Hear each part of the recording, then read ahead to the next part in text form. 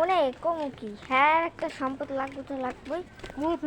ওই জায়গায় বাজার বাজার করতেছে না ও বাবা ভালো লাগে বক করে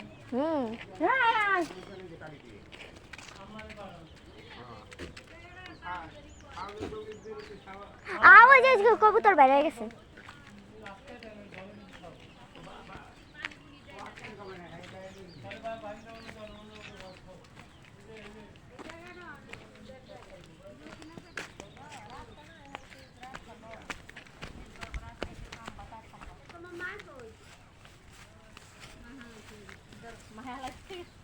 আসলে